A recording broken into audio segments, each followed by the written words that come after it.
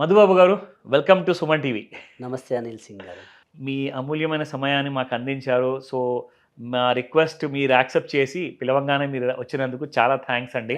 Thank you in fact ఒక important విషయం, అసలు ఈ టాపిక్ ఏ ఎక్స్పర్ట్తో మాట్లాడితే మనకు కరెక్ట్గా ఇన్ఫర్మేషన్ మా ప్రేక్షకులకు అందుతుందని చెప్పే ఆలోచనతో నేను బాగా అయ్యాను.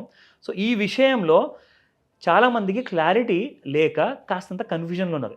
ఎందుకంటే నిన్న రిజర్వ్ బ్యాంక్ ఆఫ్ ఇండియా ఒక పెద్ద గుడ్ న్యూస్ ఇచ్చింది. అది చిన్న గుడ్ న్యూస్ అని చెప్పేసి ఎవరు అనుకోవట్లా. కానీ అంత పెద్ద గుడ్ న్యూస్ ఇవ్వడానికి కారణాలు ఏంటి, అంత పెద్ద గుడ్ న్యూస్ ఇవ్వడానికి అసలు ప్రెషర్లో ఉన్నారా ఆర్బీఐ వాళ్ళు, లేదంటే సంతోషంగా ఆ న్యూస్ని అనౌన్స్ చేశారా అన్న విషయం డైలమాలో ఉన్నారు. అది ఏంటో చెబుతా.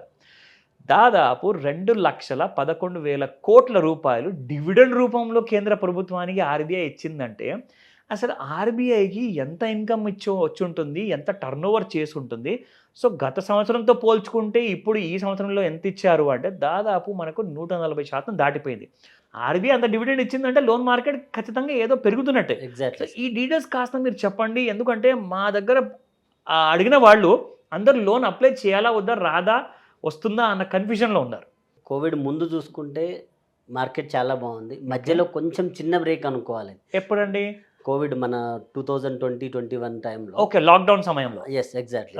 ఆ టైంలో అసలు బ్యాంకింగ్ సిస్టమ్ డిజిటలైజేషన్ పూర్తిగా అవ్వక మధ్యలో కొద్దిగా బ్రేక్ వచ్చింది. ఎప్పుడైతే కోవిడ్ అటాక్ అయిందో ఆ లాక్డౌన్ టైంలో కొంచెం బ్రేక్ వచ్చిన తర్వాత complete 90% of the banks, I mean private bank sector కావచ్చు, గవర్నమెంట్ సెక్టర్ బ్యాంక్స్ కావచ్చు, కంప్లీట్గా డిజిటలైజేషన్కి చేంజ్ అయినాయి సార్.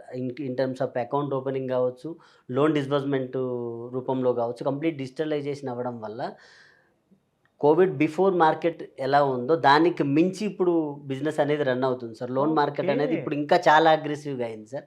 సో దానివల్లనే ఆర్బీఐ ఇప్పుడు ఇచ్చిన డివిడెంటే కాదు, నెక్స్ట్ వితిన్ 2-3 ఇయర్స్లో కూడా ఇంకా ఇంతకంటే ఎక్కువ డివిడెంట్ ఇవ్వడానికి 100% స్కోప్ ఉంది సార్. ఎందుకంటే మార్కెట్ చాలా లోన్స్ తీసుకునే వాళ్ళు, నేను ఇందాక చెప్పినట్లు చిన్న చిన్న వ్యాపారులు, ఎంప్లాయీస్ కోవిడ్ టైంలో చాలా బాధపడ్డారు. కొంతమందికి ఈవెన్ కంపెనీస్ శాలరీ లేట్గా ఇవ్వడం, అసలు ఇవ్వకపోవడం జరిగింది. బిజినెస్ వాళ్ళకి కంప్లీట్ 6 months అసలు బిజినెస్లే ఆగిపోయినాయి. కానీ దాని తర్వాత మార్కెట్ ఓపెన్ అయిన తర్వాత ఇప్పుడు ప్రతి ఒక్క బిజినెస్ మంచిగా ఉంది, ప్రతి ఒక్క ఎంప్లాయీస్కి శాలరీస్ కూడా మంచిగా ఇంక్రీజ్ అయ్యాయి. దానివల్ల దాంతోపాటు మార్కెట్ కూడా, ఈ బ్యాంకింగ్ సిస్టమ్ కూడా డిజిటలైజేషన్ అయింది. సో అందువల్ల ఎన్బిఎఫ్సిస్ కానీ బ్యాంక్స్ కానీ చాలా అగ్రెసివ్గా లోన్స్ ఇస్తున్నాయి. అప్పటితో పోలిస్తే బిజినెస్ కూడా చాలా డెవలప్ అయింది సార్ లోన్స్ మార్కెట్. మీరు అన్నట్టుగా కరెక్ట్ విషయం చెప్పారు మధు గారు. ఎందుకంటే యూపీఐ కంప్లీట్గా ఈ ఆన్లైన్ బ్యాంకింగ్ సిస్టమ్ని మార్చి పాడేసింది అసలు మొత్తానికి. ఎందుకంటే కొన్ని లక్షల కోట్ల ట్రాన్సాక్షన్స్ యూపీఐలో, అది రూపాయి దగ్గర నుంచి చూసుకుంటే కొన్ని వేల రూపాయల వరకు అందరూ ఊర్లలో కూడా ఇంటర్నెట్ ఉన్నవాళ్ళు ఫోన్లో అసలు యూపీఐని అసలు లెఫ్ట్ రైట్ సెంటర్గా వాడేస్తున్నారు. అయితే ఇది ఒక ముఖ్యమైన పేమెంట్ గేట్వే అయిపోయింది ఇప్పుడు. ఈవెన్ ఇంతకు ముందు క్రెడిట్ కార్డులు కూడా లేని క్రెడిట్ కార్డులు కూడా ఇప్పుడు యూపీఐ ద్వారా కూడా మనం పేమెంట్ చేసుకోవచ్చు అని చెప్పి చెప్తున్నారు. ఐ థింక్ ఇది ఒక పెద్ద రెవల్యూషన్ అనుకుంటా ఫైనాన్షియల్ సిస్టంలో. Exactly sir. ఎప్పుడైతే డిమానిటైజేషన్ అయిందో దాని తర్వాత నుంచి డిజిటల్ ట్రాన్సాక్షన్ అనేది పెరిగిపోయింది సార్ ఇండియాలో. అప్పుడు పేటిఎం కానీ, మనం ఫోన్పే కానీ, గూగుల్ పే కానీ, ఇవన్నీ ఈ ఏదైతే డిజిటల్ పేమెంట్ సిస్టమ్ తీసుకొచ్చిందో దాని తర్వాత కంప్లీట్ లోన్స్ కూడా, ఈ లోన్స్ మార్కెట్ కూడా అదే వేలో చిన్నగా డిజిటలైజేషన్ అయిపోవడం జరిగింది. సో ఇప్పుడు యాప్లనే లోన్స్ అవుతున్నాయి అంటే అది డిమానిటైజేషన్ తర్వాత జరిగిన డిజిటల్ పేమెంట్ సిస్టమ్ల వల్ల కూడా అవుతుంది. ఇప్పుడు even PhonePe, Google pay, Paytm కూడా ఆన్లైన్లో లోన్స్ ఇస్తున్నాయి సార్. సో లోన్స్ మార్కెట్ దాని తర్వాత పెరిగిందనే 100% కాన్ఫిడెంట్గా చెప్పగలను. ఐ థింక్ ఈ కారణాల వల్ల 2,00,000 కోట్ల డివిడెండ్ ఏదైతే ఇచ్చిందో ఇది జస్ట్ మీరు అన్నట్టుగా జస్ట్ మొదలు మాత్రమే. Exactly sir. సో నెక్స్ట్ 2025 ఇయర్లో అసలు వెయిట్ చేసి చూడాల్సింది నిజంగా ఎన్ని లక్షల కోట్ల డివిడెండ్ ఇవ్వబోతుందో. ఎందుకంటే ఇక్కడ నుంచి లోన్ మార్కెట్ గురించి, అసలు లోన్ అప్లై చేస్తే మాకు లోన్ రాదు కదా అని చెప్పి భయంలో ఉన్నవాళ్ళు, లోన్ మార్కెట్ ఫినిష్ అయిపోయింది అనుకున్న వాళ్ళు అందరూ రాంగ్ ధోరణిలో ఉన్నారంటారు. అంతే సార్, 100%. సో డెఫినెట్గా ధైర్యంతో, పూర్తి కంప్లయన్స్తో, అన్ని డాక్యుమెంట్స్తో లోన్స్ కోసం మీ దగ్గరకు వస్తే ఖచ్చితంగా ఈ విషయాల్లో మాత్రం మీరు ఆ డైరెక్షన్ అనేది ఇవ్వగలుగుతారా? 100% హెల్ప్ చేయగలుగుతాం సార్. ఓకే, ఏ లోన్ అయినా కానీ, personal loan, home loan, mortgage, business loan, educational loan ఏదైనా కావచ్చు. డిఎంఎస్ ఆల్వేస్ కస్టమర్స్కి సర్వీస్ ఇవ్వడానికి ఎనీ టైం ముందుంటుంది సార్. That's 100% good news. ఎందుకంటే ఆర్బీఐ అయితే తను చేయాల్సిన పని కరెక్ట్‌గా చేసి పెట్టింది. ఇప్పుడు బ్యాంక్స్ అన్నీ కూడా ఒక విషయం మొన్న నేను చదివానండి. అయితే ఈ విషయం కూడా మీకు అడుగుదాం అనుకున్నాను. యాహ్! మొత్తం బ్యాంకింగ్ ఇండస్ట్రీ మన బ్యాంక్ నిఫ్టీ ఏదైతే ఉందో అందులో కొన్ని పబ్లిక్ సెక్టర్ బ్యాంక్స్ ఉన్నాయి. కొన్ని ప్రైవేట్ సెక్టర్ బ్యాంక్స్ ఉన్నాయి. ఈ 2 కలిపితేనే బ్యాంక్ నిఫ్టీ అవుతుంది. అవునండి. సో ఈ బ్యాంక్స్ అన్నీ కలుపుకొని ప్రాఫిట్స్ డిక్లేర్ చేసిన టుగెదర్‌నెస్ చూసుకుంటే 3,00,000 కోట్ల పైన ప్రాఫిట్స్ అందరూ కలిసి సంపాదించారంట ఒక్క సంవత్సరంలో. అవునండి. అంటే వీళ్ళందరూ కూడా ఇన్ని లక్షల కోట్లు సంపాదించారంటే అన్ని బ్యాంక్స్ కలిసేసి లోన్ ఇచ్చినట్టే కదండీ. లోన్స్ ఇవ్వడం వల్లనే కదండీ ఇంతగానం ఆదాయం అనేది రావడం జరిగింది. అంతే కదా! సో ఇందులో అతిపెద్ద బ్యాంకు ఎస్బీఐ ఎలాంటి kind of flexibility or at the same time private సెక్టర్లో హెచ్డిఎఫ్సి, ఐసిఐసిఐ బ్యాంక్ ఇవే కాకుండా చిన్న బ్యాంక్స్ కూడా ఈజీగా లోన్స్ ఇస్తాయా?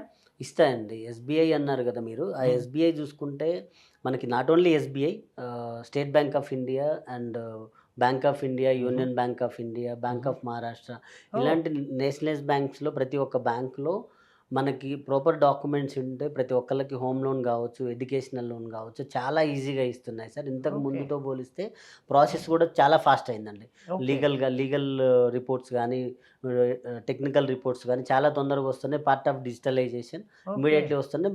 వితిన్ 15 డేస్ అంటే 15 డేస్ లోపే డిస్బర్స్మెంట్ అనేది జరుగుతుంది సార్ హోమ్ లోన్స్ కూడా. So okay. ఇంతకు ముందుతో పోలిస్తే రేట్ ఆఫ్ ఇంట్రెస్ట్ ఇప్పుడు ఎస్బీఐ చూసుకుంటే మనకి 8.7 ఉంది. బట్ సిబిల్ స్కోర్ బాగుంది అనుకుంటే ఇంకా 8.5లో కూడా ట్రై చేయొచ్చు. అండ్ ప్రీ క్లోజింగ్ ఛార్జెస్ కానీ, పార్షియల్ పేమెంట్ ఛార్జెస్ కానీ ఇవన్నీ లేకుండానే ఇస్తున్నాయి sir state bank of India. As well as మిగిలిన కొన్ని ఒక 4-5 నేషనలైజ్ బ్యాంక్స్ అయితే without any pre closing charges, without any partial payment charges ఇస్తున్నాయి. ఇది నిజంగా కళా నిజమా? నేనైతే చెప్తాను మీరందరూ కూడా ఇది నిజంగానే నిజం వింటున్నారు. సో మా ప్రేక్షకుల కోసము జస్ట్ వెయిట్ చేసి టైం వేస్ట్ చేసుకోవాల్సిన అవసరం లేనే లేదు. బ్యాంకింగ్ ఇండస్ట్రీ చాలా స్ట్రాంగ్ అయిపోయింది. సో మనందరి కోసము మధుబాబు గారు ఉన్నారు డిఎంఎస్ అసోసియేట్స్ నుంచి. సో డిఎంఎస్ అసోసియేట్స్లో మీకు ఆ గైడెన్స్ అనేది ఉంటుంది. సో ఆ కైండ్ ఆఫ్ రిపోర్టింగ్ ఉంటుంది, ఆ కైండ్ ఆఫ్ హెల్ప్ అనేది ఉంటుంది. ప్రొఫెషనల్ వైజ్గా మీ వర్క్ని ఎలా ప్రోగ్రెస్ చేయించాలి ఆ డీటెయిల్స్ అన్నీ కూడా సార్ చెప్తారు.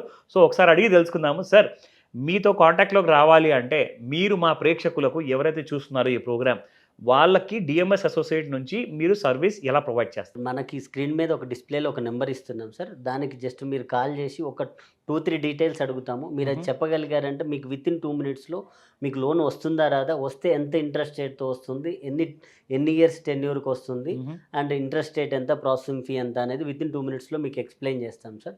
దాని తర్వాత ఫర్దర్ ప్రాసెస్ మనం మూవ్ ఆన్ చేసుకోవచ్చు. ఓకే. వన్స్ ఈ 2 మినిట్స్ క్వైరీ అనేది కరెక్ట్గా వాళ్ళ ఆధారంతో పాటు వాళ్ళ ఆన్సర్ ఇవ్వగలిగితే ఇమ్మీడియట్గా వాళ్ళకి ఆ లోన్స్ శాంక్షన్ అవుతుందా లేదా అన్న ఆ క్లారిటీ మీరు ఇవ్వగలుగుతారు. సో ఎగ్జాక్ట్ దాని తర్వాత వాళ్ళు మీ టీంతో పర్సనల్గా కలిసేసి మాట్లాడుకొని ప్రాసెస్ అనేది స్టార్ట్ చేస్తారు. అంతే సార్. మన దగ్గర ఆల్మోస్ట్ ఒక 20 క్వాలిఫైడ్ ఫినాన్షియల్ అడ్వైజర్స్ ఉన్నారు sir. So anywhere in Telugu states, Okay. Telugu స్టేట్స్లో ఎక్కడ లోన్ కావాలన్నా మన టీం అనేది అవైలబిలిటీ ఉంటుంది sir. For example personal loan అనుకోండి, ఇప్పుడున్న డిజిటలైజేషన్ ప్రాసెస్లో వితిన్ 3-4 అవర్స్లో కూడా డిజిటల్గా మేము డిస్బర్స్మెంట్ చేసిన కేసెస్ చాలా ఉన్నాయి. ఓకే. రెగ్యులర్ టైము మనకి 3 to 4 వర్కింగ్ డేస్లో పర్సనల్ లోన్ అయితే అవుతుంది. హోమ్ లోన్ తీసుకుంటే మనకి within 15 working days legal process, technical process అన్నీ కంప్లీట్ చేసుకొని, వెరిఫికేషన్లు కూడా కంప్లీట్ చేసుకొని 15 డేస్ లోపే మనం డిస్బర్స్మెంట్ ప్రాసెస్ అనేది కంప్లీట్ చేసుకోవచ్చు.